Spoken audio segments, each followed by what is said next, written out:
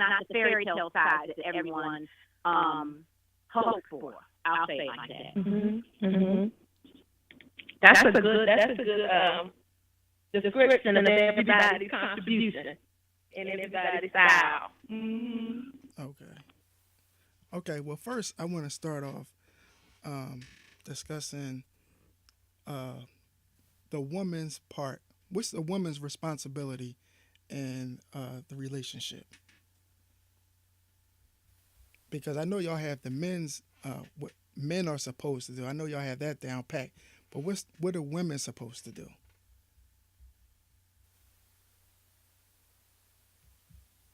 I guess we can go and establish the order when he posed questions. That would be good, because I don't want to just jump in. So. No, right. y'all can just jump in, like, whoever has the answer. Okay.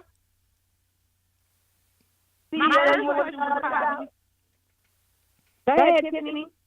Okay, my first question, I guess, to the question is, I a lot of times, my take is always based upon marriage. So based upon, I think sometimes my answer would differ or change depending upon if we're talking about a relationship, a date, courtship, so to speak, or are we talking about husband and wife? So my role as a girlfriend may be a little different than it would be if I was a wife. Well, I was basically saying overall. Different, or what they're, you understand what I'm saying? Yeah, like basically I'm saying overall, what's your responsibility to ensure the success of your relationship from the courting stage to the marriage stage? I think women are nurturers, and so I think that, speaking for myself, I think a woman's role and responsibility is to be a support, a guide to a degree, wisdom, sound reason. I think it's encouragement and a soft place to fall, peace in the midst of whatever the storms are. And I think it's a support and an assistance. I mean, those are the kind of words that I would use probably to describe a woman's role. And I think women, we produce, like we reproduce so much. I mean, like you can give us anything and we're going to turn it into something. So whatever you give, and I think I was watching, it's been a couple of years now, but Miles Monroe did a whole, and I, CJ right on it with the spiritual thing, because he did a whole sermon about, the role of a male and a female. And one of the things he touched on, and I wholeheartedly agree, is that a woman reproduces. So whatever you give her frustration, she's gonna reproduce that. If you give her a seed, she's gonna turn into a baby. You give her food, she's gonna make you a meal. Whatever you give her a house, she's gonna turn into a home. So she's just producing whatever it is that you give her, and that's how I see our role in relationships. And I'll follow up with that. I mean, in addition to that, I definitely do agree. But I think that I think it can be more subjective, meaning that, it's going to depend on what that means. Different men need different things, but I do believe that you have to explore that, and you have to figure out what it's going to be. So in general, as I would like to think that most people think it is, it's usually very specific, especially in 2017. Now, if we were to, reverse a couple years back, it might be a little bit different. But in the climate that we're in now, where, women can vote, they can bring in money, they can, there's a lot of things that we can do that, we couldn't do before. So I think that she just needs to make sure that she's contributing and reciprocating. That's like the main thing for me, is reciprocation. And so, I guess that kind of ties into what Tiffany said, if you give her one thing, she'll turn it into another thing. But, some men don't want to trophy wife. You have some men that all they want is their woman to look good. You know what I'm saying? They want her to keep that and keep her hair done, keep her nails done, and look good for me when we step out. Like, that's all they want. You have some men that only want the woman to be, have babies. And so a woman has to decide if she's going to maybe, give up her career and be that stay-at-home mom and what that lifestyle would look like. Okay. And I guess I would to piggyback on both of what Tiffany and Ruby Red said. For me, I think that it's more for me, in addition to what you're saying, because I definitely believe in the part about peace. I definitely believe that a woman has to be her make peace. I look at love and commitment differently. So for that relationship, for me to work, I think that both parties, and especially the woman, when times are most difficult, is to be a protector of commitment. I think that once we begin to really look at how commitment works in a relationship, and I'm not saying, and I'm also saying on the negative side of commitment, because that's possible, that I think that lends itself to some realities that sometimes love does not. So in a relationship, as a woman, I feel like you're a protector of you are a protector of commitment. That means that in the darkest, deepest hours and years of a marriage, that you think about the commitment that's there, and you really objectively weigh if you can weather the storm in a relationship. And then the other thing is the protection of commitment. And then I just feel like when you're in a relationship with a man, that you have a responsibility to keep him sexually satisfied. I just believe that. Mm-hmm. And I think that when women get in a relationship and they feel like they have, quote unquote, got the man, and then they stop doing the things that they were doing to actually get him. So I think those are extremely important in a relationship. Intimacy, sexual satisfaction is very important to me. I didn't hear anybody mention cooking and cleaning and keeping my house clean. I think that should be a dual role in responsibility. Oh, word. Yes. Everybody's messing up. Everybody needs to fix up and clean up. I mean, I do believe in gender roles. However, I do the Southern Belle. So I believe that there's just certain things that a woman does and a man does. I don't want to have to. If I'm riding in the car with you, I'm not pumping no gas. I'm not, cutting no grass. I'm not taking out the trash. All that, but.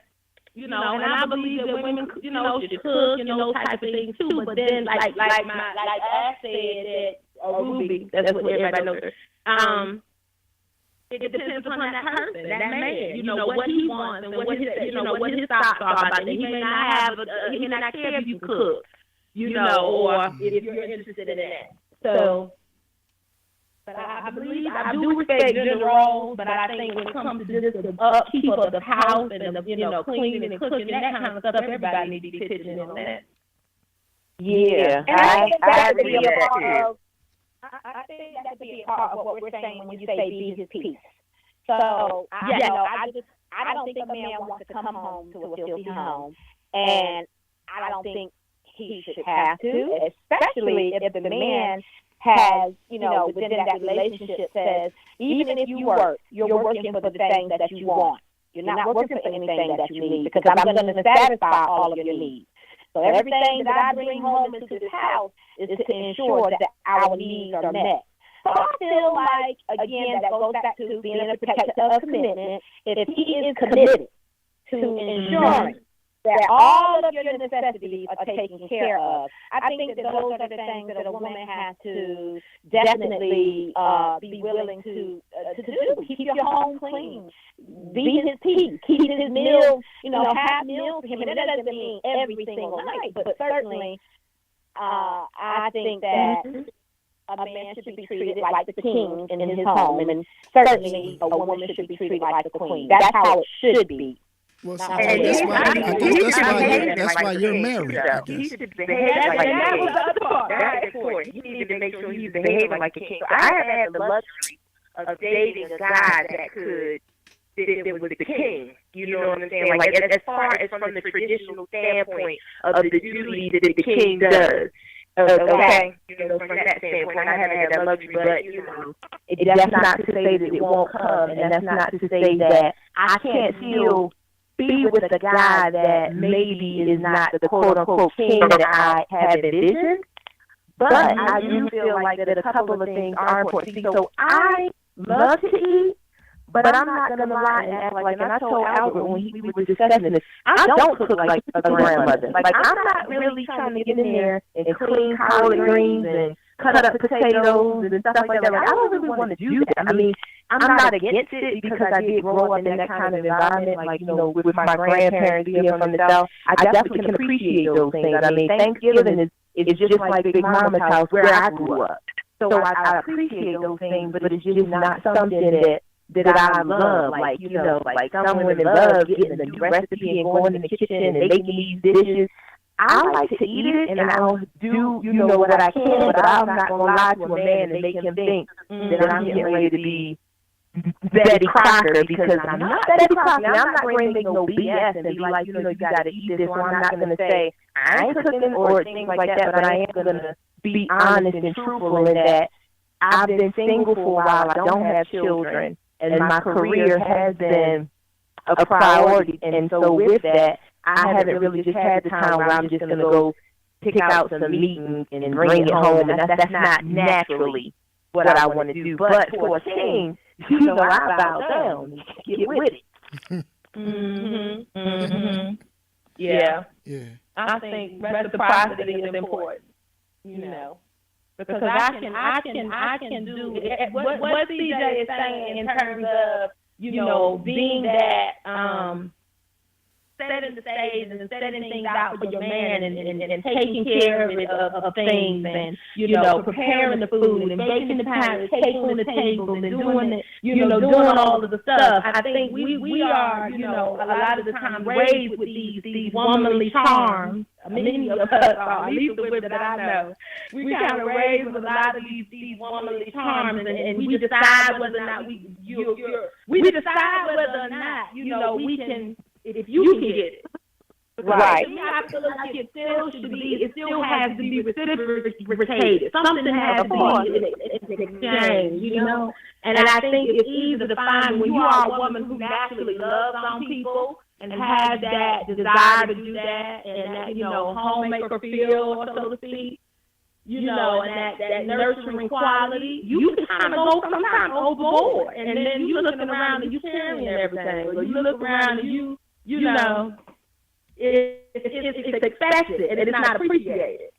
And that's where, to me, the line I draw it, where when it's an expectation or you turn into a mother versus I'm your woman, like I'm dead. This is not, it's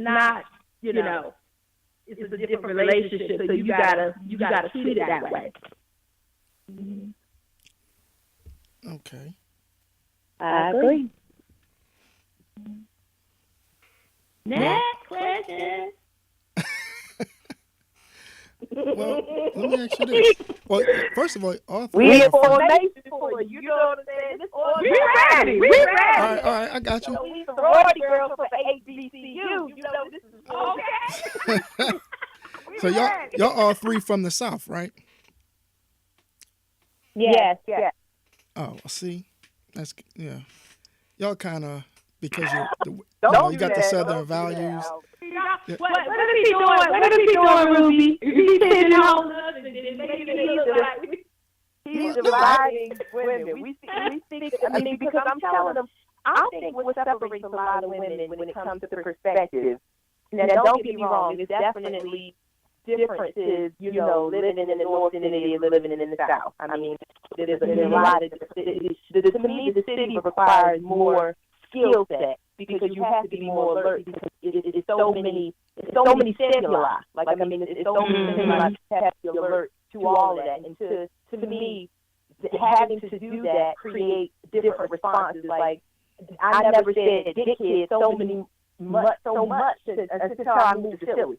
So I definitely know that it does sometimes, and I'm generalizing because I know this isn't true for everybody. But I will say that the city, like I said, it requires a different skill set. But I want to make sure that he's not, making the North versus South thing because I think it's socioeconomic status and education more so than it is regional. If I had to rank them, definitely regional. It is relevant, but I think if we were to get some women with the same demographics as us from Philly, from New York, from Boston, I think that, you know, some of those same things would line up and align as far as the responses to these questions.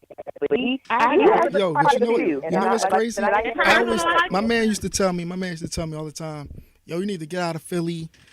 Yeah, I mean, if you want to get married and go down south. And I realized the Southern women have the same BS with them like Northern women, but you're just more polite about it.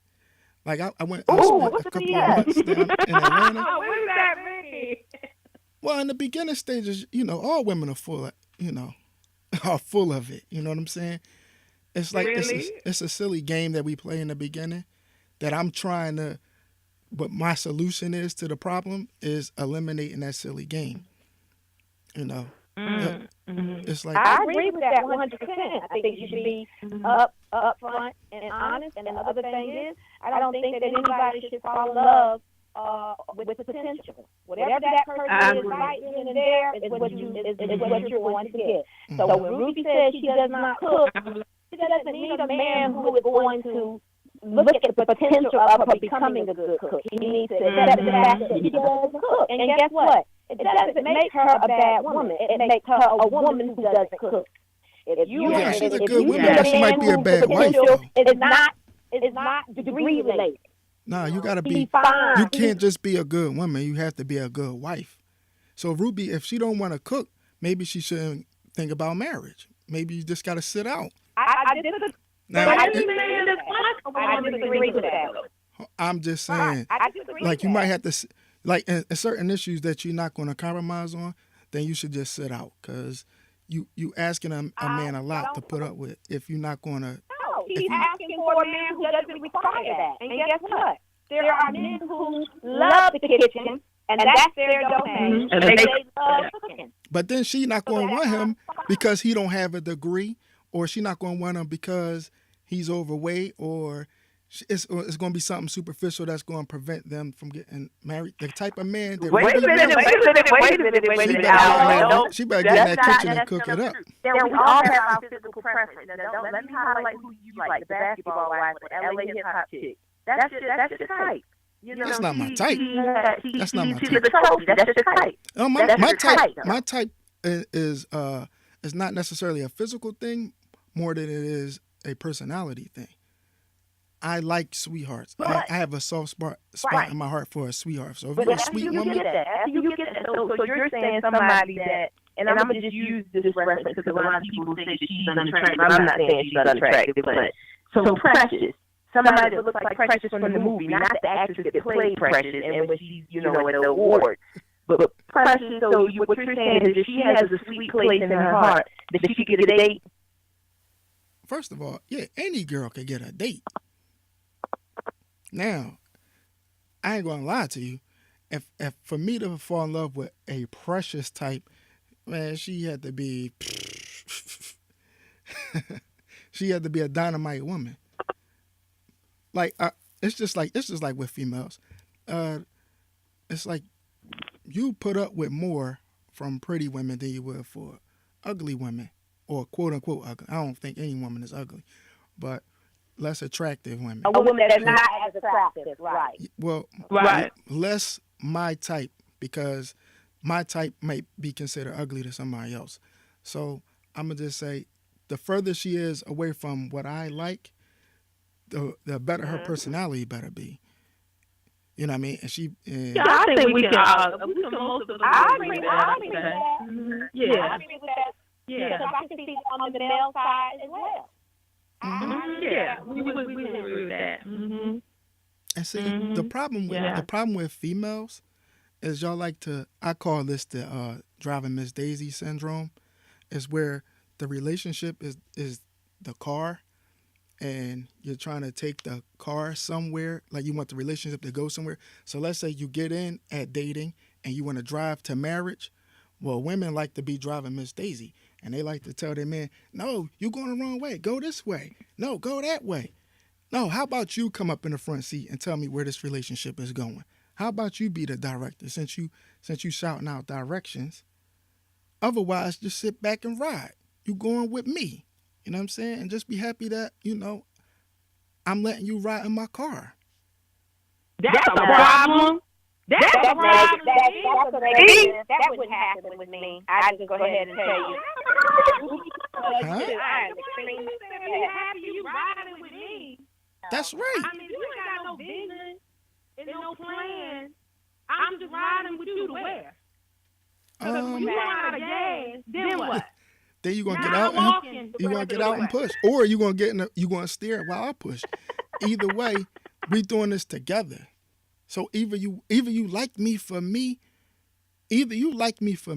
or you don't. Cause I'm not really into. I just want to be married, so I'ma just mess with it. All right, right. So, but if you want this relationship to go somewhere, let's say for the sake of argument, I'm not really trying to get married right now, but you are. Well, then it's up to you to make it happen. You got to do whatever you got to do. The same way when I want some sex, right? I got to, huh? Or it's up to her to realize that she may need to cut her losses. I don't believe in pulling freedom from anyone. I think you have to relinquish that and give that. So if you're a man who's not ready to marry, this is what I say to women all the time. It doesn't make him a bad man, and it makes him a man who's not ready to be married. Period, point blank. Yeah, but right now I might not be ready. That don't mean you got to break up. You have to relinquish the need to have. You have to relinquish the desire not to be alone. I'm not going to force a man to have that feeling. Oh, absolutely. Absolutely. Because then that's so true. Don't want the same thing, and that's okay. Exactly, and that's so true, and that's why I've become much more particular about, what I want and what I'm looking for, because I realize now, the older I get, the more that I am wanting something that, somebody, I'm thinking, can I procreate with this individual? You know what I'm saying? It's not just like, he's cute, or we gonna hang out, or we gonna post up and all those kind of things. I'm really particular about what I like, and I only like what I give. So it's not like I'm out here saying you gotta look like ABC and I look like the total end of the spectrum. You know what I'm saying? Like there's certain things I value about a parent, and I just want the guy to value that now. Like I do agree with what the point that was made earlier in regards to you need to get with a person because of who they are and what they contribute. And that's why, like I said, I need what I need, because when the storm does come, if I was a guy that I believe is ambitious and that I believe is, an alpha male and he's about me,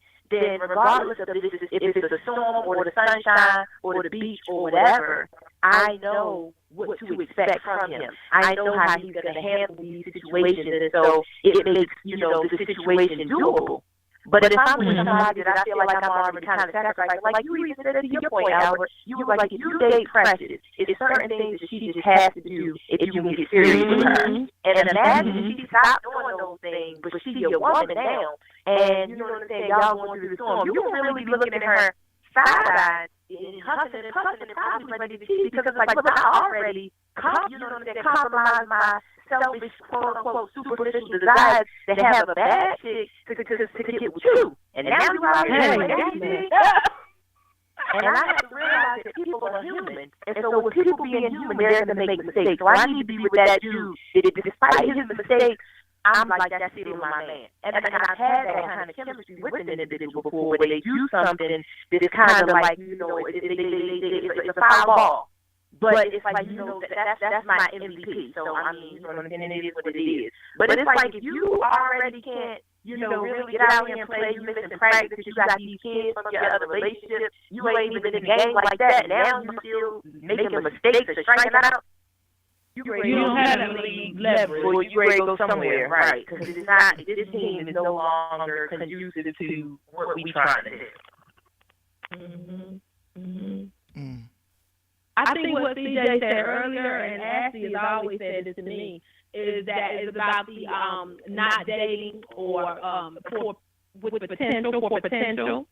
That's right. It's so important, and I have had to learn that, because I think sometimes your heart can be in a place for a person to work with them and to, help them. Because that's what we do. Black sisters, I mean, really, I think I saw on a Scandal episode, Mama Pope said it best when she talked about what the role Black women a lot of times play. And, in terms of helping Black men and helping and wanting to help him, wanting to save him, wanting to just, and I don't know where that comes from. I don't know, but I think that sometimes that dating for potential sometimes comes through that wanting to save, wanting to help. Because most of the time they're trying to get somewhere, they're not. They have an aspiration or something they're working out or figuring out or trying to, I'm working, I'm seeing how this shake down, I'm working on this, and, I want to do that. And so you support the goals and ambitions and stuff they have yet to attain, and you feel as though once they accomplish that, if you stick with them, they're going to be okay. Everything's going to be all right. But my sister would always say, what if that don't ever happen? Can you be okay with what it is right now? Like, if that never happened, is that enough? Is that enough? It never happened. And I think that's so important for women to ask that question. Let me ask y'all a question. What is a good man in your opinions? Like, what should a man have coming in? A good man, in my opinion, is simply easily put that he definitely is not just a physical protector in terms of, again, ensuring that he has the needs met of his mate, but he's an emotional protector as well. So that I don't have to ever feel jealous, because he's never going to put me in a situation for me to have to experience those emotions, because he's a protector of my heart. He's not only a protector of my heart, he's a protector of my head. So the thoughts that I have about our relationship are based on his actions, which are so intentional. They are intentional and they're conscious. And, I go right back to the idea of love. The only way that we can love is imperfectly, because we're imperfect. So the best you're going to ever have is an imperfect love. So there's going to be mistakes made on both parties. But when you think about a man who understands that you come first, and that your needs must be first, and that your needs are more important than his own needs, then you have a good man. Well, that never works out. I'm speaking from experience. Women don't appreciate that.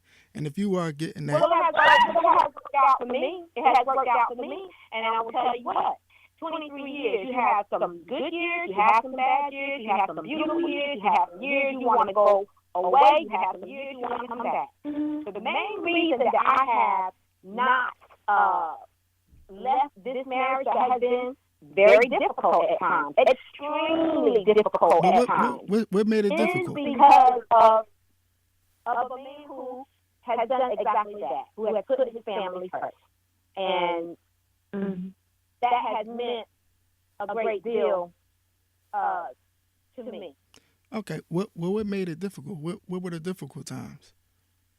If you don't mind. Like infidelity, and on whose part? And I think a lot different than I would say most women in that with that area. Now, me too. I am more focused on, and this is probably going to be very controversial. I'm very much focused on being also economically protected. So if I have a child, I have one child. So when I think about an issue of infidelity, I weigh that with the issue of me having to be in a different tax bracket, me having to figure out how I want my son to navigate through life, maybe as a single mom, and maybe some of those disadvantages. Now, and everybody has to weigh that for themselves. Now, when I weighed it for myself, my idea was to do this, to say and ensure, number one, that my son was raised in a two-parent home. Number two, that we did not have to experience many of the financial burdens that certainly are placed on single parents, whether they're female or male. Those are not things that I wanted to experience. So then I had to make sacrifices in some other places. And I'm going to be honest with you. Sometimes, if we're able to make a logical choice versus an in-the-moment emotional choice, things turn out a little bit different than you would have ever imagined. So when you're in the storm of infidelity for the first month, for the first 2 months, for the first 3 months, it may look a certain way. And by the time you're in year 3, you're not even, well, for me, it's not a thought. And that's really controversial for a lot of women. But for me, my number one thing was to ensure that my son grew up in a 2-parent home and that he was protected financially and that I was protected financially. And you can't have that if you keep trying to start over and over. And my other thing is what you do. You get divorced, you fall in love with someone else. Who's to say that their infidelity won't be an issue again? Exactly. And let me add, though, to you, though, CJ, because just for clarity for individuals, is that you always have contributed financially. So it's not like, you were some that you don't contribute. I want to make sure that the financial stability, people don't look at it as maybe you were working at Foot Locker and then you moved into this mansion that you otherwise wouldn't have been able to afford without this man. It just means, like you said, No, I'm the degree. I have 2 masters. Okay, right. I'm the degree. I have 2 masters. I have 2 masters, and I have to put them to good use.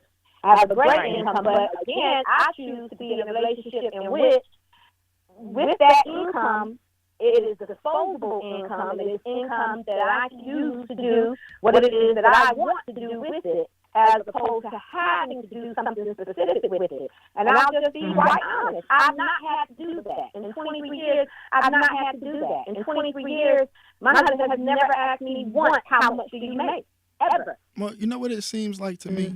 It seems like as long as you make money, you could do whatever you want to do. You could cheat and y'all cool with it.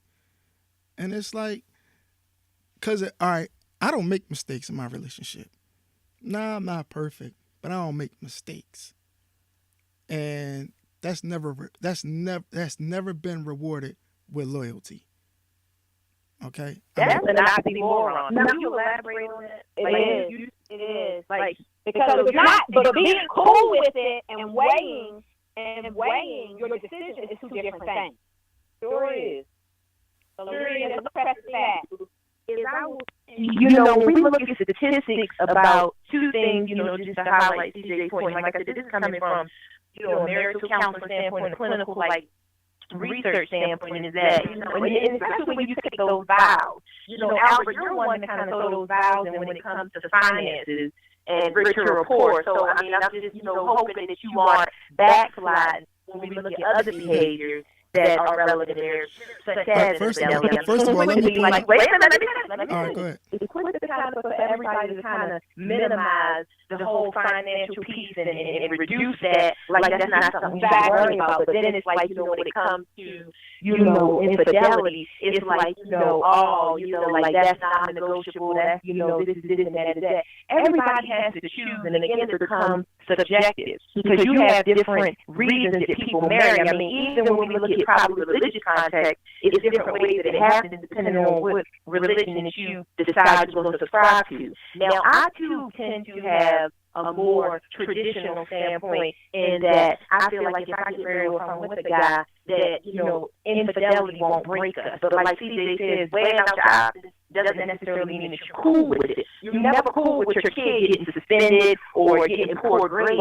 However, you accept it. You don't throw the baby out with the bathwater. You know what I'm saying? So you accept it and you problem solve with it. Because what we know about human behavior is that once you get married, that doesn't mean that, you're not going to do A, B, C. You know what I'm saying? Because that would mean we'd all be in shape, because when we realized that we gained weight from eating these Snickers, we wouldn't eat them anymore. And the sex drive is just as thirsty and hungry as the hunger drive at times.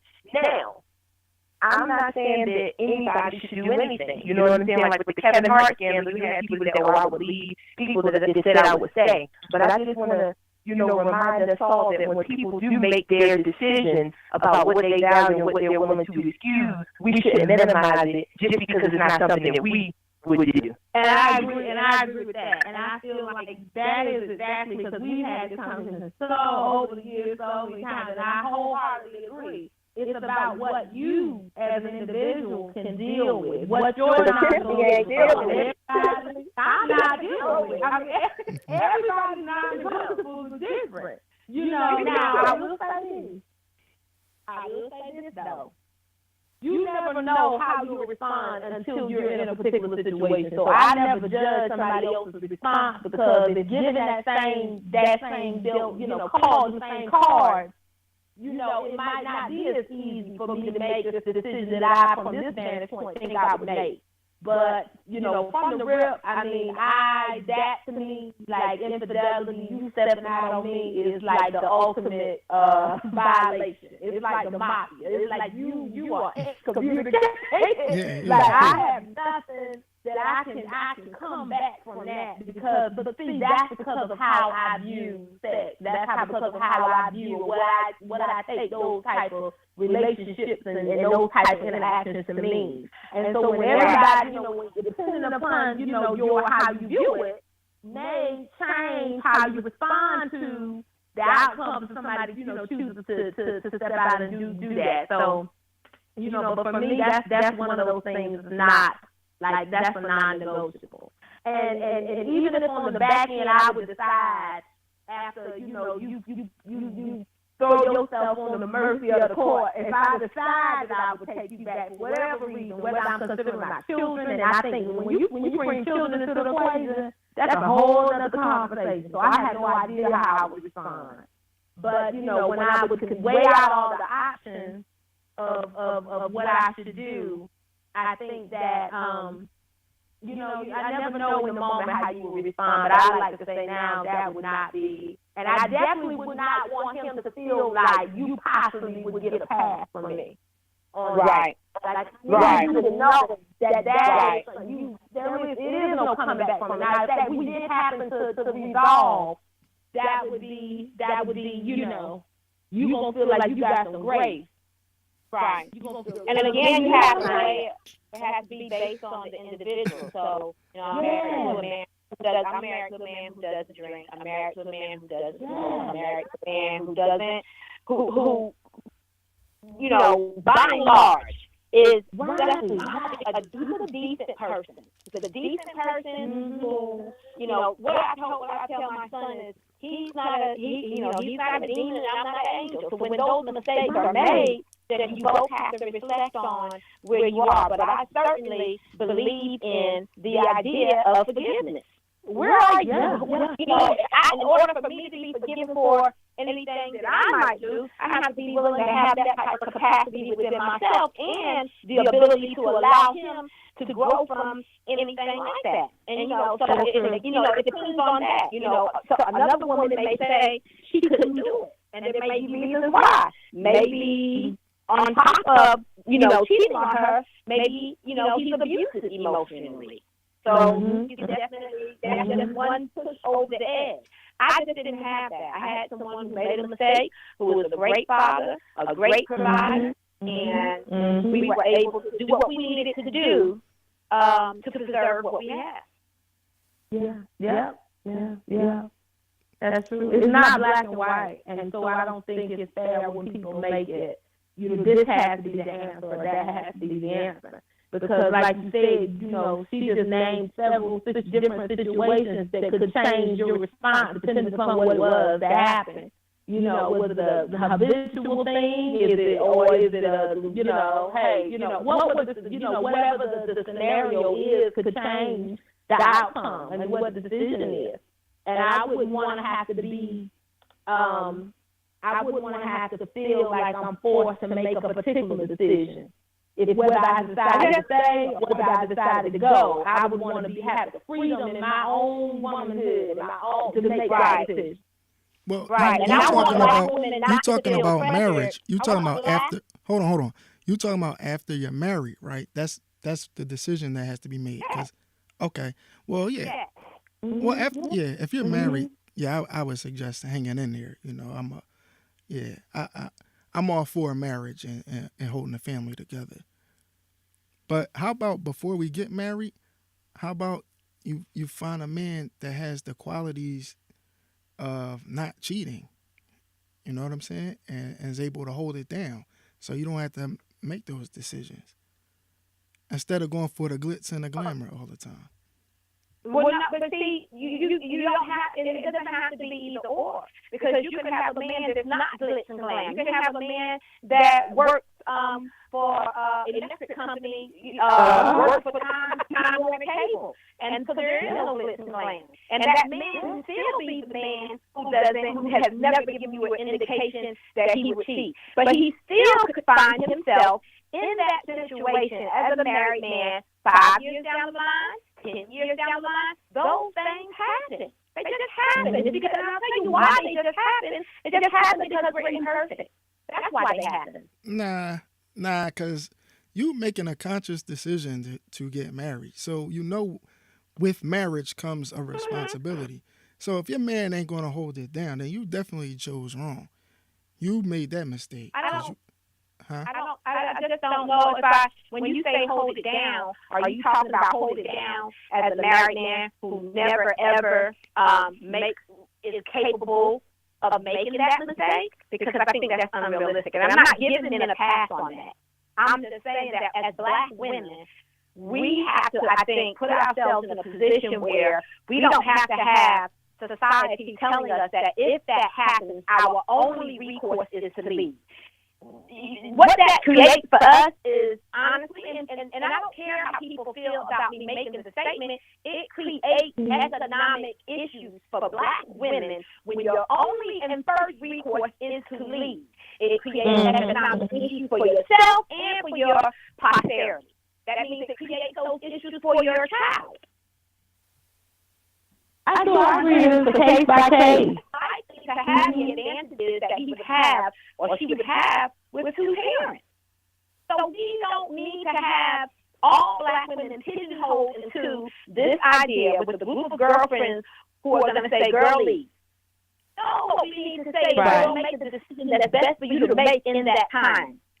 And whatever that is, I'm going to support you. I agree with that.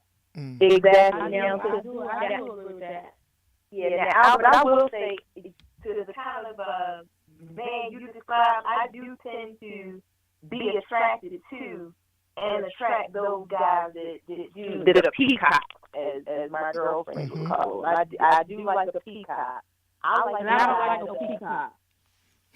I think I told you that I usually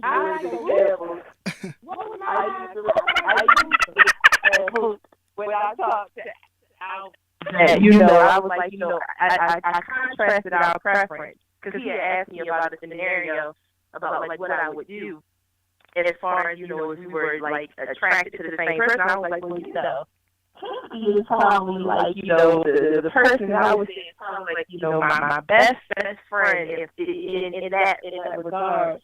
And we like different kind of guys. Like I said, Tiffany doesn't mind a guy that's going to play the dad to her. Like if she's because Tiffany can sing. Okay, so if Tiffany is at an event and she's singing, she doesn't mind her man is in the back, she got to find him because he's on registration and he's smiling and making sure everybody's I said when I get off stage from, my speech or my, address at commencement, I already need to step off the stage and know when I'm in, because he where the crowd at. Because he over there sucking and diving and entertaining and laughing. And all the women love around him, grinning and cheese.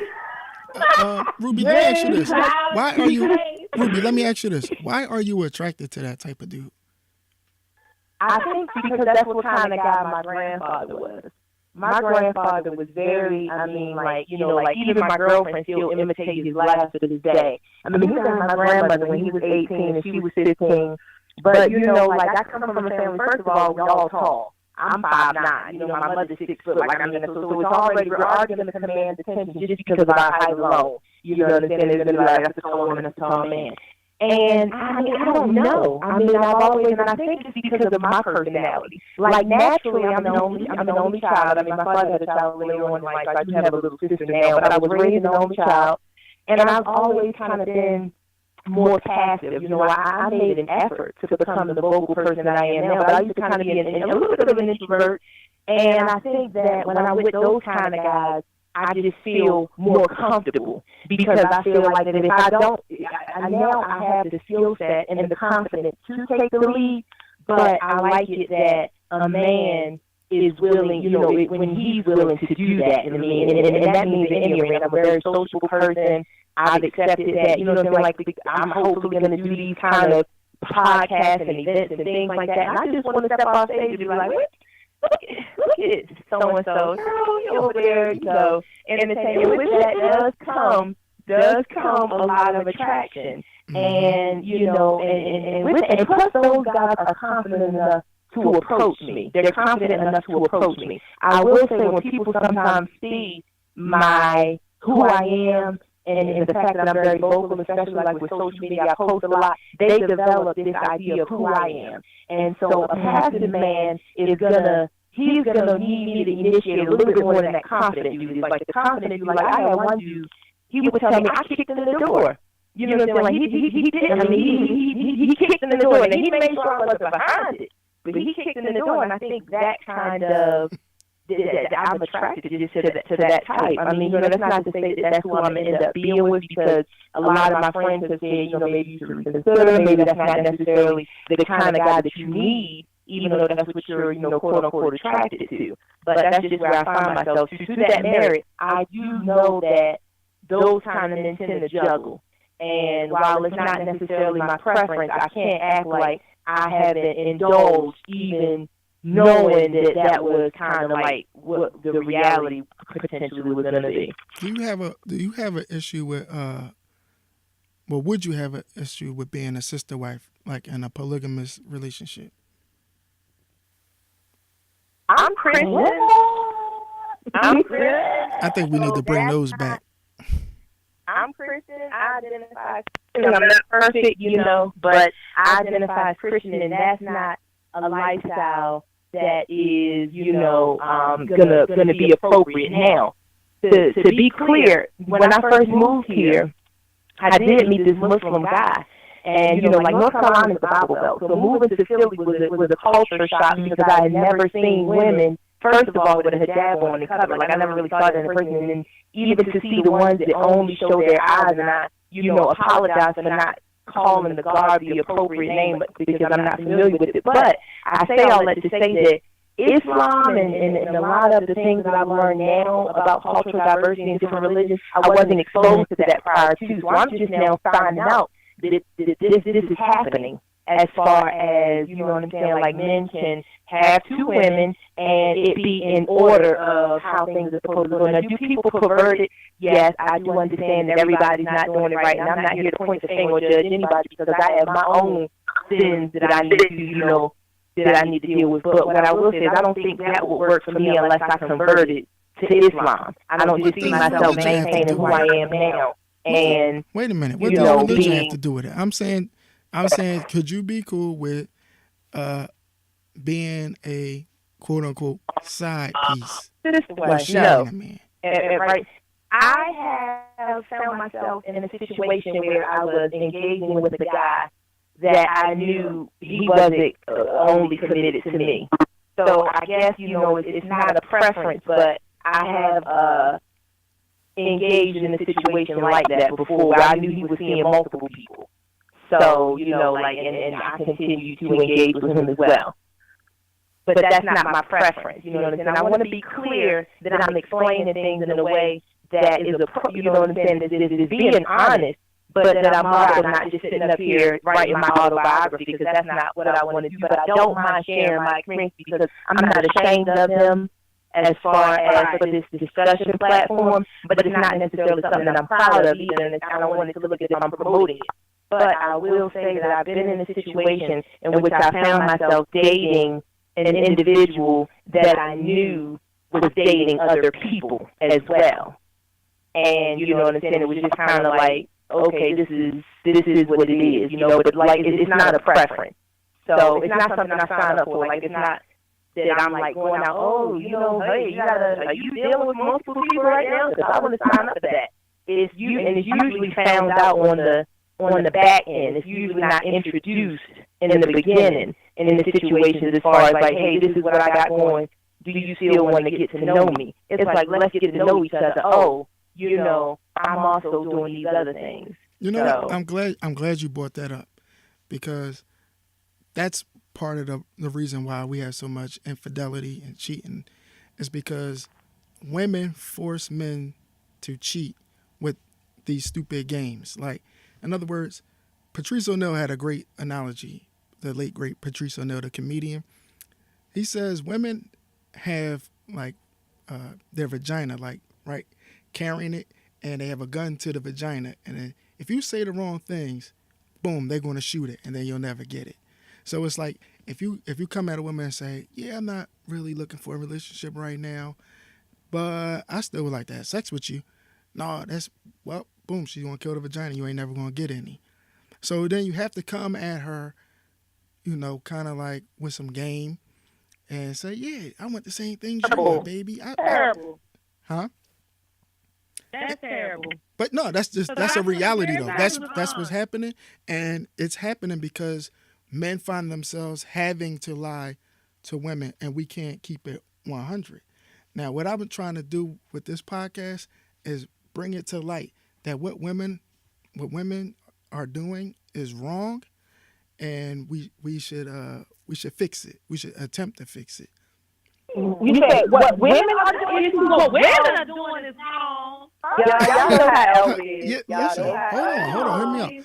What y'all doing is wrong because when you approach a woman and you tell her, I'm not looking for anything serious. I just want to have sex. And you give an indication that she's going to be the type of woman who wants more, you don't want her. Period. Exactly. It's simple. You find somebody else who's simple, who doesn't care about the fact that you want them and whoever else you want. It's simple as that. And there are plenty of women who believe it. Exactly. That's really women who indulge you. nah, because women don't want to. That's selfish. That means you want what you want at all costs, and you don't care whether or not she told you she was interested in a relationship or dating or finding somebody special. You want her. So how is that our fault? I don't understand. I might not necessarily want a relationship right now. Manipulator and then get upset when she follows, like Tiffany said. They produce what you give. So you want to be a manipulator by lying and having games, and then when she decides that she's caught you in that speech, that she's going to shut her coochie off to you, then you're saying it's the woman's fault, when really it's your fault for being a manipulator in the first place. Hold on. Let me clarify. I'm not saying that I do this, okay? I'm just saying this is what's... I'm not saying you do it. All right. So I want to make it clear that this is what's going on in our community. Like, women are finding themselves in a relationship, well, men are finding themselves in a relationship they didn't necessarily want to be in because they're being nice. Well, but that's the problem. That's a man that is a problem. problem. And I just think that we all need to be open and honest. And we do. But I agree. But your women. I won't say this, man. I won't say it's a solely, because it's not really solely any gender's problem. It's a collective problem between both.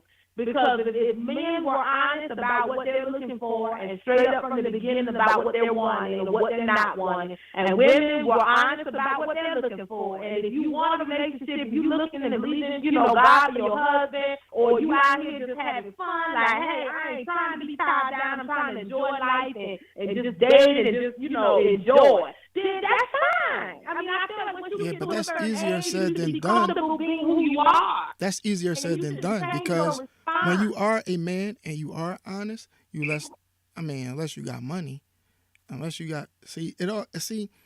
it's like for us regular nice guys, it's like it's hard because I don't know what y'all women are looking for.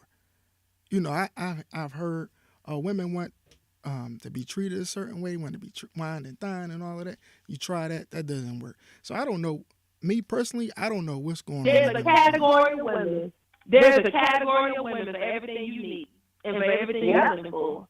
There's a category of women that's ready to be your wifey and hook you up and take care of your babies and raise your kids and keep your house in the Where middle they at, high. though? There's a category of women that's ready to just be down for whatever you ready for and don't want no strings attached. There's a category that's gonna put out what you putting out. There's a category that wanna be wine to dine and you gotta have some money to touch them. I mean, it's a category for everything. And it's a category that might want to take care of you. So there are all kinds of categories. We're not monolithic.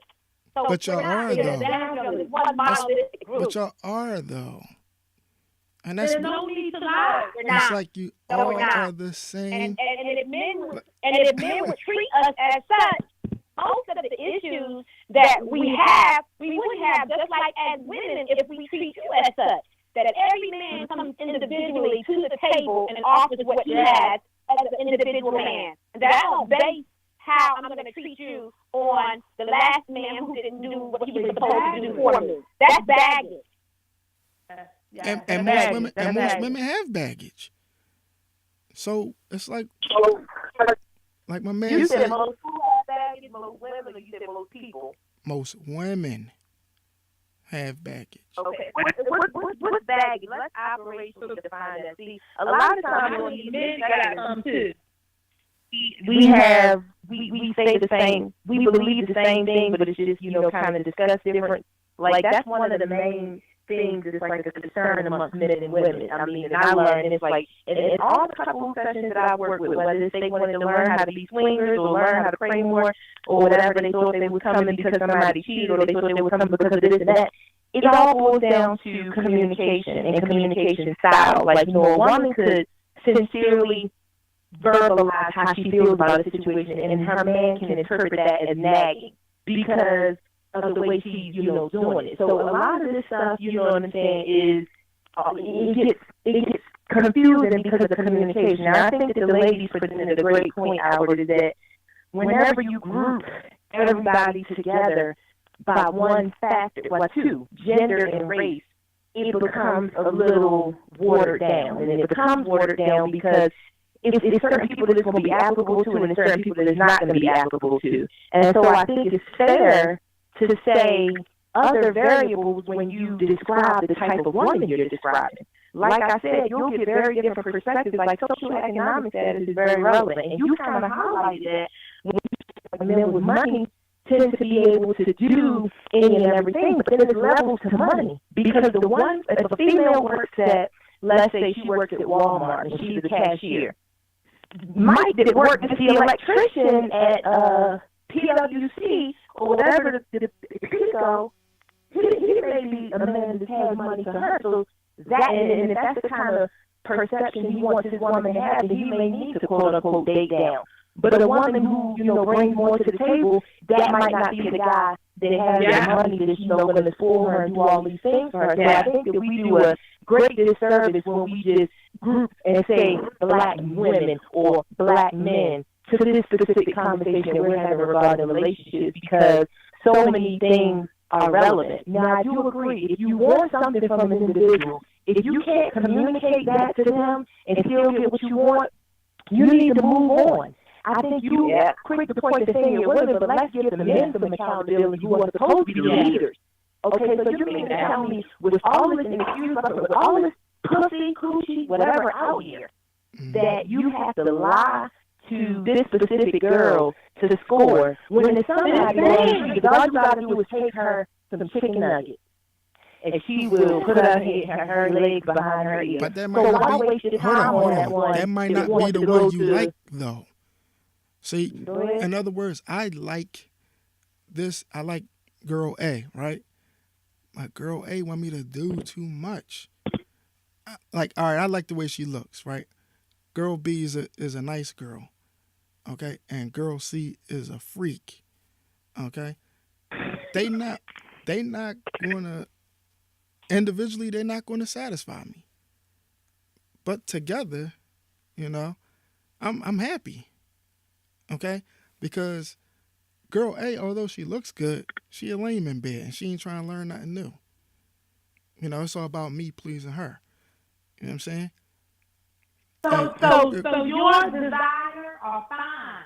as long as you tell me, girl B, that you like all the other things, and you trying to be with A and C, then I can make my decision. Give me the opportunity to Right. make a decision. No, I'm not for nobody. I don't share stuff. Nah, but then I lose at the end of the day. Then I lose. Well, then you just cut your losses. Nah. You can't do the That's where integrity comes in. Nobody, I'm not going to say, because I don't like to generalize. I don't like people generalizing for me. So some men that have the same opinion do not want to lose. You don't want to. You want to be selfish. Like that's terrible. In my mind, is you're not willing to be transparent about what you're looking for, but because this is what you want, you won't sneak and tip and you won't get what you want by any means necessary, regardless of what it does to somebody else. That's unethical to me. And it's not unethical, and it also means It is unethical, but it is what it is. I mean, this is a reality. And it also means that you don't stand in your truth.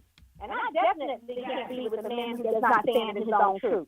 That means that to me, it's almost being a coward. And I definitely can't be with a man who is a coward.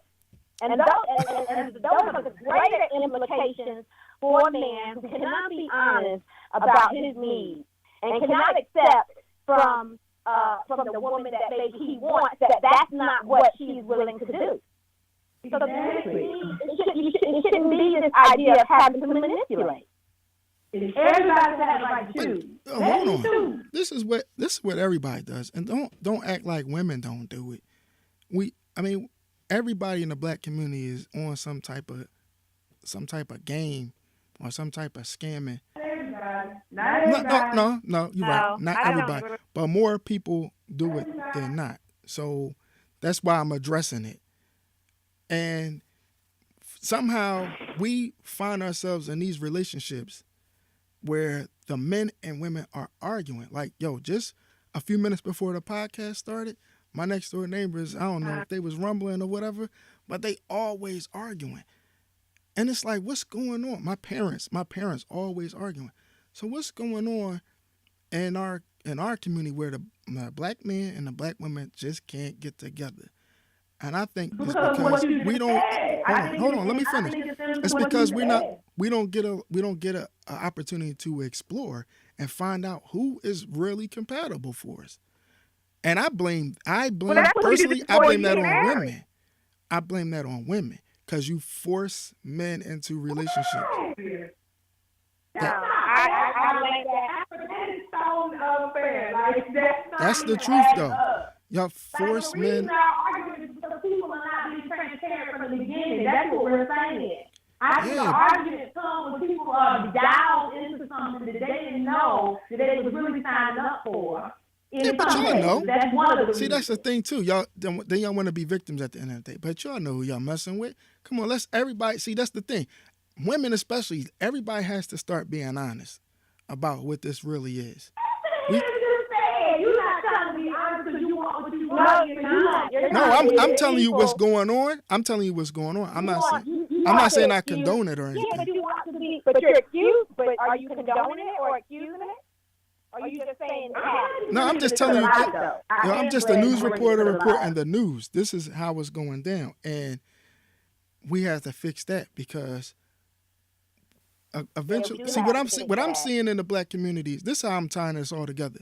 What I'm seeing in the black community is we having babies out of wedlock, and that brings stress and strife to the community because there's no love in the home. It does. Okay, and there's no love on the block, and there's no love in the neighborhood, and there's no love in the community. So we just are raising people who just walk around mean and bitter, and that comes from our love life. It stems from our love life, essentially. Can you speak to that? Those choices that we make. It stems from the choices that we make. Nah, not really, because I'm gonna tell you something. I'm a good dude. I don't make mistakes. I'm what. Well, how come you have a daughter but you're not married? See, everybody makes mistakes, Albert. Everybody. Exactly. Not relationship. I'm talking about relationship mistakes. I'm talking about I don't give a woman real cause to break up with me, other than she just thinks that God is a little bit more handsome or he got a little bit more going on over there. so I'm gonna go over there and see what's popping. You know Or what I mean? maybe I'm not going anywhere. Maybe I'm just working on me right now, and the relationship could be a distraction because of something I'm going Oh, through. but they don't communicate that with me, so I don't know. All I'm saying is I don't give Right. any woman cause to break up. I'm a good dude. Okay. Now, what I see, So you think what though? I So see you though. think though? You sound No, I like am. those I men do. with the girls be thinking they all this good stuff, and they really don't. I mean, like let's talk about your flaws though. You highlight your good characteristics. Okay. Can you name one flaw that Albert might have in a relationship that might turn a woman off, or you can't? Because that in itself, if you tell me on this podcast the solution, and you're the manager. Right. This is just, if you're telling me that you can't think of one reason other than a woman finding another man attractive as a reason, I told you something yesterday that you just must have discounted and instead asked me. Yeah, refresh my memory, Ruby. So I just kind of mentioned that sometimes the way you communicate, it can be a little offensive. I don't know. I probably said this on the podcast before, but to CJ and Tiff, I met Albert on the post that a mutual Facebook friend had, where Albert told me that black women were under a spell. So essentially, I'm reading that, but Oh my goodness. but because of my openness, probably one, because of the field that I'm in, and two, just because of where I am evolving in life. When he said that, it just made me, instead of making me think that necessarily, yes, he's talking about me, which he obviously is because I am a black woman. I'm like, this is shaped off his experiences. And, we come from two totally different backgrounds. And so, it's a couple commonalities that we have, this mutual friend being one. But we decided to engage in a further conversation on that topic, off of Facebook. But you led with that. So let's say that you were somebody that I was potentially into. Why would I want to get to know anybody that just led and told me that I was under the spell, and then went into further detail to explain the justification for why I'm under the spell? So now there's really no need for us to really even talk. Because I'm going to think now, it's fair for me to use philosophy and reasoning to say that this man probably isn't attracted or he doesn't prefer black women. Because who wants to be with somebody that's under the spell unless it's a love spell? But to tell you just didn't sound real favorable to me. So let's say that we start with that context, and that's a specific example because this is a direct conversation you and I are having. If we lead with that, let me tell you like this. When it comes to black people and black issues, black women don't seem to be participating in resolving these issues. And number two, black women do everything to be more European than even black children. So you under a spell as far as the European lifestyle. The black women that you have experiences with. No, that's basically every woman I see. It ain't about wearing no dashiki, but I'm not trying to be European. No, he does not. You ain't got no picture with no dashiki. Right. Why you ain't different? Like what village you are. That's right. But I'm not being, but here's the point y'all missing. I'm not trying to be white, though. I say, where mothers make them. That's my belief. Men are where mothers make them. For good or bad, for absent or present, men are where mothers make them. The issues or the non-issues or your viewpoints on black women are definitely shaped by your own experiences. Now, for me, when people talk about being doggish, see, I have those experiences to the point that I'm willing to put all of black men in that category because I'll be honest with you. The men that I'm surrounded with get up every day and go do exactly what they're supposed to in their communities and in their families. So the men that I'm surrounded with are good men, are hard-working men, are educated men. I don't know 10 men that are not taking care of their children. I don't know 5 men that are not taking care of their children. Neither do I. And guess what? I know a lot of men. All right, but see, here's the situation. It's exposure. Hold on. Let's get some order and control on it. What I'm saying. You gotta pick your food from a high. Whoa, stop. See, that's what I'm saying. I've been with a lot of different variety of women, and it's not just my experience. It's what I see. It's these girls online. It's these girls out in the street. Y'all, it's like we're not saying that they don't exist. What we're saying is that there's another group that also does exist.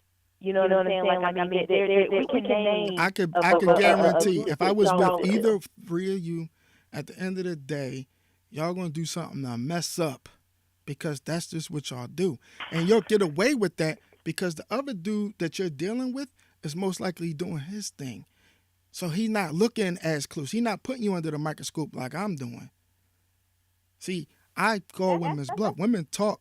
You understand? I understand. I'm hip. I know the game. Y'all get that with other dudes don't look as deep as me. See, I'm hip to your nonsense. And then when I bring it out to the world, y'all like, what? All women don't do that. But y'all all do that. Y'all all do the same kind of things.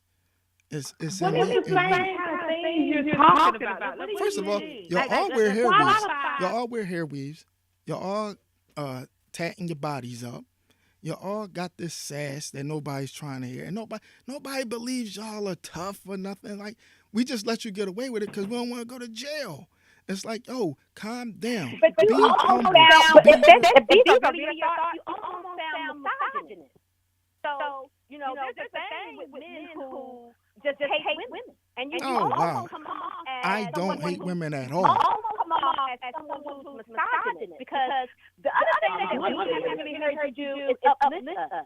So I think several times on this podcast, all three of us have talked about the great qualities that we find in black men that we are associated with and that surround us. I haven't heard that from you. All right, well, listen. You got Steve Harvey. You got Steve Harvey and all these other men that kiss your ass every morning. So, you know, and we don't. And you getting your ass kissed is not helping the situation. Albert, I said that I have not heard you on this podcast have any upliftment for women of color. Everything that you have said thus far has been negative. So, as I wouldn't say negative. With you when they have to guard themselves against some of the attacks almost that you're making, it comes off as being misogynist. Yes. I'm just trying to. What can you say positive about the black woman? Boom. Question. Y'all making me laugh. Believe me, listen, I'm gonna say this. No, it's nobody who loves the black woman more than me.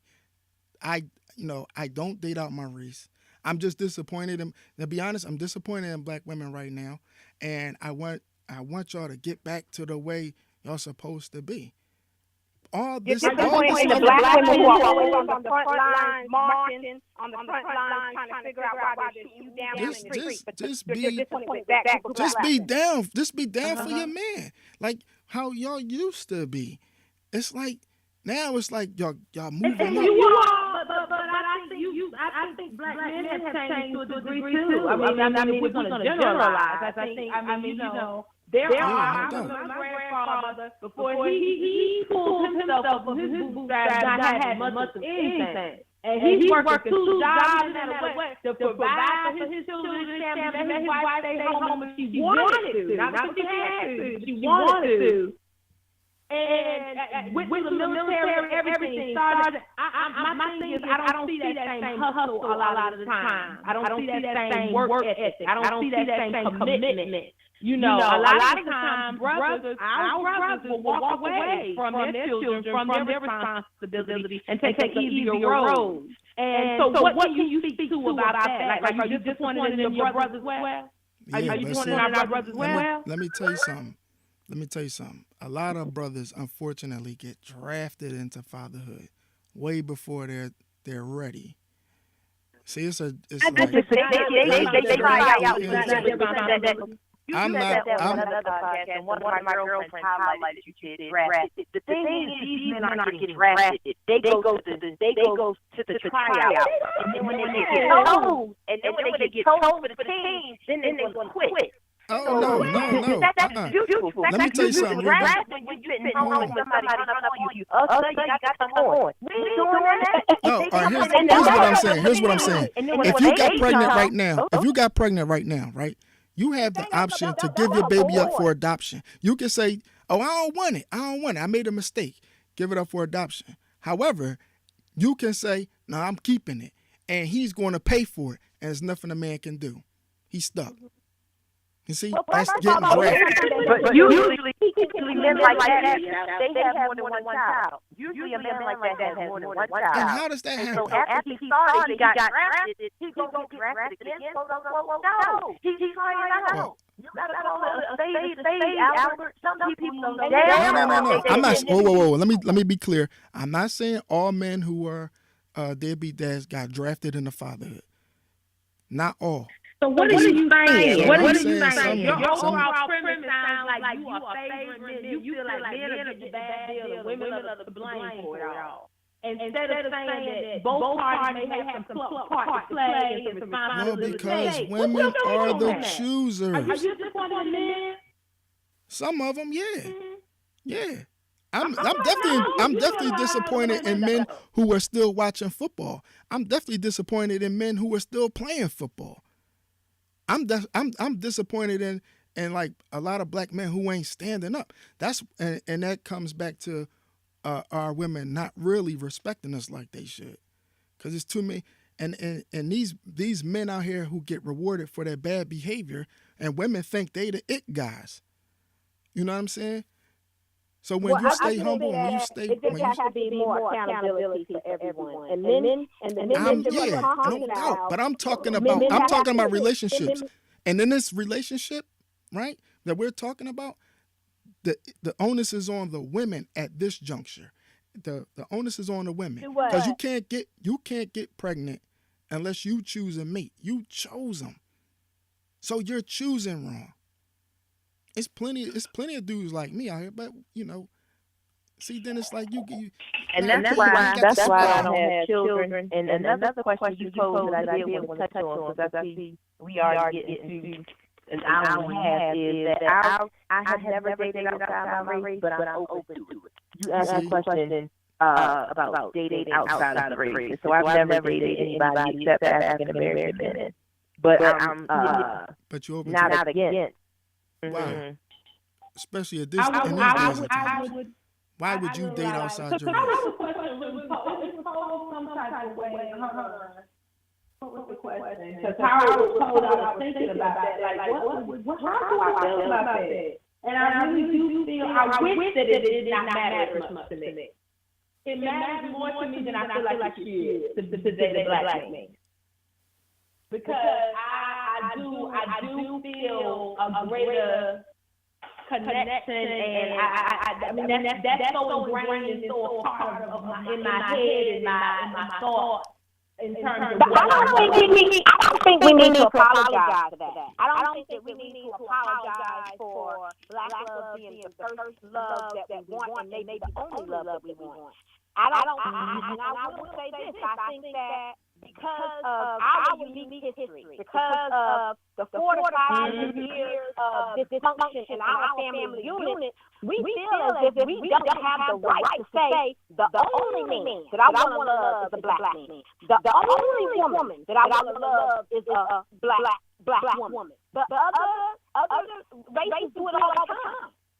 They do it all the time because they say, I revere this Asian woman, and she's the only woman. Yeah. I revere this Hispanic woman, and there's no one that can bring to me and to my heart and to my soul what a Hispanic woman can bring, and there's no apology for that. But when it comes to black love, we think we have to apologize for what is good and what speaks to our heart and our soul. And I just don't believe we have to do that. So for me, there is no one else except for a black man. That's it. Period. Point blank. I think, And I agree with that. I think there's sadness in it, though. In realizing that that's what you want, sometimes the sadness comes from knowing that the state of affairs for the black man is not necessarily where we want it to be. When you look at the crime, when you look at how many incarcerated, when you look at how many homosexuals, when you look at all of these different things, the baggage that come along with that from they're suppressing a lot of things from being, not having fathers or mothers, treating them like they're their husbands. And so much stuff that we've endured as a people. To know that it does make it a little challenging sometimes when you're trying to pull and look and see, okay, where are the qualified candidates, so to speak. It's kind of, you would like to think that you have an option to look at other races and people across the spectrum when really your heart. So that's what I'm saying. It bothers me to a degree that is really what sometimes it does. Sometimes when I think about that, it's like, wow, could you date somebody else? I would have to fall in love. Like, it would have to be love. Like, I'm not seeking a white man or an Italian man or an Asian man. Like, it would have to be. It would have to truly just be like an encounter, and I fell in love and nothing else, because I don't know that any other race could really connect and identify with me the same way a brother could. That's right. But when I speak to my son, I speak to him about the importance of the love of a black woman. Now, he may end up not being with one, but it won't be because I haven't spoke out what it is to be understood at the end of the day. There is no one else on this planet that understands what it is like for a black man besides himself than a black woman. There's no one else that understands how you have to maneuver in this universe in order to be a man. Mm-hmm. Yeah. So I get that. Okay. So if all you women agree, right, then why is it so many why aren't enough black people getting married to one another? Because y'all sound like y'all perfect little angels, right? And y'all get into relationships and y'all hold men down. That's what it sounds like. Until somebody gets into a relationship with y'all, then that's when all the BS come out. Now I'm trying to get y'all to admit that y'all have BS, and tell the fellas what it is, and then work on it and you can get past it. You know what I'm saying? Because so funny. It does. It does. No, but on some real shit though, we have to find love in our community, and I think the reason why I seem like I'm so hard on black women is because I'm disappointed. The reason why I'm disappointed is because I'm in love with the black woman so much. I see the decisions that she's making is affecting the whole community. From the dude she chooses to be with. Start with your daughter. That's one of the solutions. All black men, start with your daughter. That's good right there. I definitely do. Like, sometimes her mother interferes. Or my aunt. Listen, I told my niece one time, right? I said to her, listen, because she about that age where she might start dating, and I said, look, you find a man that you can follow. And my mom and my sisters and my aunts, oh no, you ain't following no man. No. I'm saying like this. If you choose a man and you can follow him, like that's your leader, then you probably chose a right guy. But if you feel like you always got to baby him and you got to lead him, then maybe that's not the guy for you. Maybe that's not the guy you want to let impregnate you. Okay? You can have fun with them type of dudes, but you can't get pregnant. I agree with that too. But the bottom line is, we want to talk about how the black love is this cycle type of issue that we are dealing with. it does have to go back to also role modeling what Black love should look like. And until Black women become extremely active in their role as fathers to their daughters, you're going to continue to have these issues because you want a woman to grow up without that type of discipline. Because I really do believe that's the part that man plays. Now, mom's going to nurture. She's going to nourish. She's going to nurture her daughter and give her the qualities that a woman should have. But the discipline side from the father say, you are good enough just like you are. You are good enough. You're beautiful enough just like you are with your wide nose and big lips and strong kinky hair. Black men are not affirming their daughters. All right, but see, but then you gotta factor out. You gotta factor in. But the preference will be for a fair-skinned woman. Hold on. Stop. You jumping off the cliff right now. The first of all, I'm telling you, if you want to, but things to improve, start in your household with your own daughter. That's what I'm trying to do. But see, society has more of a grip on, like, for girls. Now I'm only going by what I see when I'm saying this statement. It seems like girls are more likely to take to the nonsense. That's why I said, going back to what Ruby said, that I said about women being under a spell. It's like women seem to gravitate to the images that are put out there for us. Like the music they listen to is nonsense, and how they dress is too provocative, and their hairstyles are whack, and they write and I agree with their them bodies.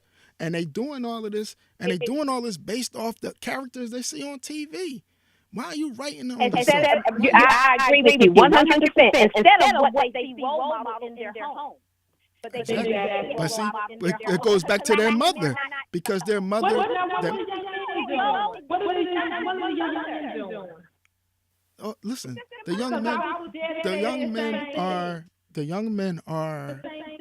in this scenario. Oh, whoa, wait a second. In this scenario, we can't talk about the young men, because the young men will ultimately do what the young women force them to do, just like we did, and just like back in the day. Women have the control over the community, not the men. This is a driving Miss Daisy scenario. And when y'all misbehave, everybody else is going to misbehave. So what I'm trying to do... I think it's a arrested in development scenario. But go ahead. Well, I think that's what you mean by that? in their development. Men that are arrested in their development don't go beyond the boy stage. The boy stage is this. There are cookies on the counter. You're not supposed to have those cookies. But you're going to do everything you can to get them anyway, because you don't understand the idea of waste. You only understand self-gratification. right. And boys behave that way. It's the behavior of impulsivity. Right. But when you But are y'all and attracted to you're that. not arresting your development, you have something called self-talk. Self-talk teaches you to reflect on things and to maneuver through situations, whether they're going to be good for you or bad for you. And you're not cowardly making decisions. You're not manipulating women to make decisions. You're standing in your truth. You can't have it both ways. All right, what I'm saying to you, what I'm saying to you is this. Behavior that you're saying is in black women, and you don't allow it by being present in the lives of your daughter. Okay, but see, here's I think the it's thing. important to highlight that Mhm. everybody's not going to have the same reality. Cardi B, who has of course the most popular song this summer, she did a video and she said, you know what bothers me? She said, it bothers me when so many people come to me and they ask me, why I'm not a better role model, or why I won't, be a role model. Basically, said that she didn't sign up to be a role model. She said a lot of times these mothers need to be better role models for their children. She said when she was growing up, she didn't want to be like anybody except for her mother. She said, so all y'all did is, I think, she was frustrated possibly because, to whom much given, much is expected. I mean, a lot of times you have individuals with talent, and they find themselves in positions that they didn't necessarily want to be in, and being a role model comes with that. I mean, that's why I have the name that I have as far as Ruby versus, what government name is. Because what we all know is that we live in a world where people are very judgmental. And they're judgmental of other people for their judgment of themselves. And two, I think that a part of it is relevant is the stage of development that an individual is in. And so you're going to have girls at some age where their teenage girlfriends or their younger friends are going to be influential. However, that doesn't necessarily mean anything. When I was 15 years old, my mother allowed me to dress in her outfit because I was in 5, 9, 6th grade. She allowed me to put on her suit for work. Go to this tattoo parlor. Use her ID. She gave me a script on how to do it. She said, well, you just go in there. You talk real fast because I want to get my eyebrows done. 15, but I was in the 10th grade. I think going to the 11th, something like that. I had great grades, my mother, she had me when she went when I got done in Baltimore because that's what I was out of. When I went back to North Carolina, my grandma saw that. The first thing my grandma said, what is that thing in your head? That's what they said. Now, to them, it was just disgusting that I had them in my eyebrow. And looking back, I probably wouldn't do that now. But I mean, evolution is very relevant. And sometimes I would prefer that people make the mistakes or they do those quote-unquote age-appropriate things because it's to learn from them, and it can make for a better individual. Like nobody's upbringing is going to be perfect. And everybody's going to go through the stage like they where they make mistakes and they're listening to this person over that person. But I do believe that if a family is invested in an individual, 9 times out of 10 the person is always going to come back to that because they realize the benefits of coming back to that. Now, some people are going to fall by the wayside, and I think we have to expect that. You know what I mean? People are going to fall by the wayside. Some women are going to be old. Like that's what some black women are going to be old. They are going to have Little Kim said, this is how I used to get to top. Now, that's a rap lyric. Okay, and that's what happens, and this has been going on since the beginning of the time, so instead of necessarily trying to antagonize women that do that, it's just like, as long as you're making a conscious decision, just know the consequences that come with that kind of behavior. And I think that when everybody operates in that, that brings for a better reality for all people. So I think that, like I wear sewings. I don't always wear, my natural hair. I wore a natural curly ponytail for the first time of the day. Can I ask you a question? Hold on. Let me interrupt. Now, when you talk about your sewings, do you realize there's a black little girl looking at you like, oh, I want my hair to look like hers? It's like it's a ripple effect. Now, you are glorifying straight hair when you sew in another woman's hair in your head. And it's like black women definitely need to cut that out because that's a bad influence. And it's perpetuating white supremacy. Like, straight hair is better than hair. And it's not. Right, and I don't either, but again, nobody's perfect. And so we have to look at the whole person. We talking about shit you can change, though. Yes, she got her sewing, but she's about to be a part of the 5% of African Americans in the clinical psychologist. She's also about to develop this scholarship for universities. She's like, so she went straight to European air or whatever Brazilian, why she's doing that to impact the communities. So what is it? I mean, sometimes, like I said, you got to take good with that. Some people are like, have blood pressure, but they think it's because they volunteer. You know what I'm saying? Like, which one are going to we're talking about images. We're talking about images. We treat people, we look at how debilitating it is to their functioning. Now, let's say that I was in work because I couldn't just sew and put in, or I was forsaking the assembly, or I couldn't make it home for the holidays. There's so many things that are being affected by needing to get this European hair. Then I would have the conversation. But so long as I'm getting up for work, I'm working out at the gym, I'm going to volunteer, I'm serving, I'm spending time on these podcasts, I'm uplifting other people, then we'll talk about that later. But so long as I'm getting up for work, I'm working out at the gym, I'm going to volunteer, I'm serving, I'm spending time on these podcasts, I'm uplifting other people, then we'll talk about that later. But so long as I'm getting up for work, I'm working out at the gym, I'm going to volunteer, I'm serving, I'm spending time on these podcasts, I'm uplifting other people, then we'll talk about that later. Yeah, because I'm I'm not literally, that's not the greatest issue that we have facing and plaguing the black community. I didn't say That's that. what we think about I'm just saying it's a part of the image. I mean, because I go from pinky to curly to weave to braids, and I think if anything, it should teach a young girl that you have the freedom to wear your hair however you like to wear it. Okay. And if we want to talk about white supremacy, I think the greatest representation of white supremacy again goes back to black men allowing a white court to tell him how to take care of his children. What we supposed to do? How you going to say that? What we supposed to do? Let me explain something to you. White supremacy is about power, and it is about economic power, and it is about emotional power. It is about intimidation. So let's not worry about weave, because when I'm wearing a weave, I'm definitely not asserting any power. The only thing I'm doing is expressing the need to not have to do certain things to my hair, good or bad, or indifferent. And I don't care if everybody doesn't agree with that. I'm okay with that. But it certainly is not a link to white supremacy. Now, I would even allow you to say that it may be associated with being self-conscious. I will give you that, but not white supremacy. White supremacy is when you are allowing a system to control you. So when black men have to stand in front of a judge, and that judge has to tell you to pay this woman X amount of money to take care of your seed, that's white supremacy. Yeah, it's all part of white supremacy. It's all inclusive. It's all part of it. Now I just took that the hair weaves and attached just to show the imagery that goes on. That this is something that most black women do for no reason though. So it goes back to what I said. Black women are under a spell. Well, I'm really the only one in my group. I'm probably the only one in my group right now that might be wearing it, because most of my girlfriends have decided to go natural. And that's good, because you gotta promote that positive image. Right. But then again, they might mean that I decided to go natural with my fingernails. So I'm not going to wear fingernails anymore. Great.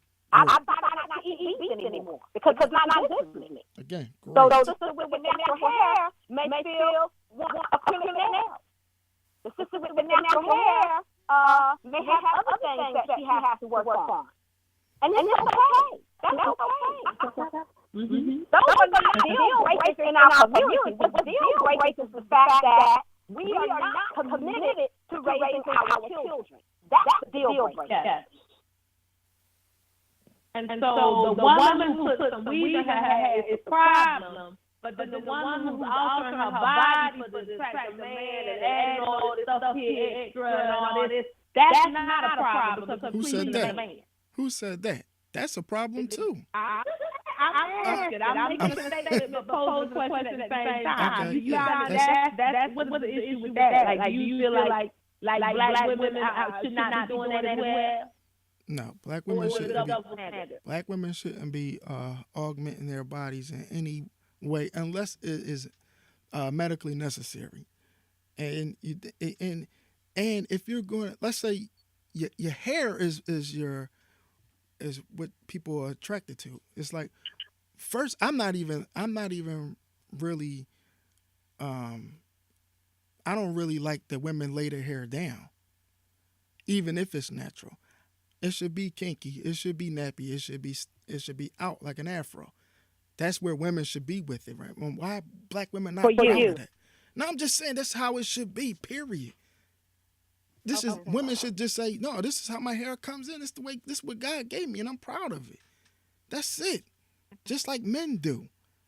You know, back in the 40s, men was conking their hair. We was under that spell, but then we had a racial awakening, and then that stopped. I wonder what's it going to take for black women to join the team. But men do other things. Men, if they want to go out, they go out. If they want to go out long twisted, the texture of the hair is natural. If they want to put dye in it, if they want to put dye in it, they put dye in it. But the texture. If they get hair implants, they get hair implants. If they want to add to their beard, they add to their beard. I'm talking about the And you texture know of what? the hair. A man can do all that, and as long as he's taking care of his children and he is working in his community and doing what he is supposed to do, in the name of being a good black man, I don't have any issues with it. Okay. Don't let me- That's true. Now, when you We brought need to when you get the brought a start. family court, Get the start. hold on. When you brought a family court, you said that we let, okay, the white man tell us what to do. First of all, we wouldn't be in family court if not for a black woman. We wouldn't be there if it wasn't for her. Oh my goodness. It's like, why are you taking me to court? Accountability. What you You mean? have to take You care can't. of you're doing what you're supposed to be doing. Come on, stop. You think every man that's in family court wasn't doing what he was supposed to be doing? That's what you believe? The same way that you have made generalizations, I threw a generalization back to That's you. not no, because you're incorrect. That's not I say there's a small percentage of deadbeat dads. Very, very small percentage. Y'all just going No, it's again. not. It is. No, it's not. No, it's not. Where Do you you get know that that from? we are the subgroup that is least likely to marry? We are the And that's what I'm talking about. And that's your fault. That are unwed with children, with fathers not being in the home. Right. That's your fault though. That's not the man's fault. That's the all right, let me put it to you this way. It's a group of bad men over there, right? And it's a group of good men. Y'all choose the bad men to procreate with. It's clear as day who's the bad guy. It's clear as day. Now, how many women in family court do you think got gamed up and then some dude came in her and then she pregnant and then he left her? How many cases do you think? Not many. Plenty of them, like the ones that you described earlier, that have to trick women and lie to them about what they're going to be. As far as getting sex, but not as far as being a father. Are in court. Those are men that are in court. The same ones that are trying to manipulate. They manipulate themselves right into the court system. I disagree. That's just, you know what I mean? That it's just one of them things where, again, let me go back to the point. Why are women taking men to family court in the very first place? You decided to have this baby. You did. Okay? But see, this is the thing. If we could go, there are some facts, and everybody, I think that it's the dialect. Like that's my favorite word on podcast because there's so many different perspectives. and from a philosophical standpoint, the dialect just means taking points from both perspectives and coming up with So let's make a list. Usually there's a criteria for any and everything. And so, like everybody's point that they made as far as reasons that individuals end up in court are valid. Now, let's not take away from the conversation by adding unnecessary percentages because we don't have that data. I mean, it's opinion based and it'll send us in circles. But one thing that I wanted to add, that somebody mentioned to me from a previous podcast that we did in regard to the disconnect, because we're talking about relationships and a lot of things impact relationships. There's a lot of variables. Now, I think that once we get past the point that and there's levels to everything, it's things that separate us more than just being the black man and the black woman. Okay, so you're going to meet this. They're the opposite sex that you're attracted to, but that does not necessarily mean that that's the person that you're going to be with and build with. Like Albert, they get you to date, anybody get you to date.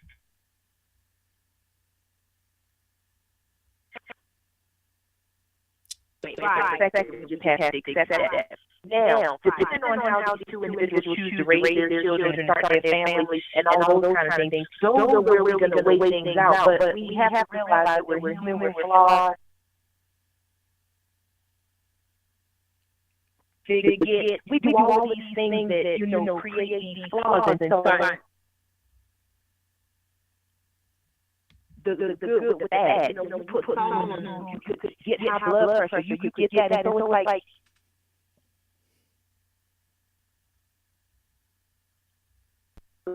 different things. What we want to do is we want to take every day to try to self-examine if we're doing the best that we can, and if we're preparing ourselves to help somebody else.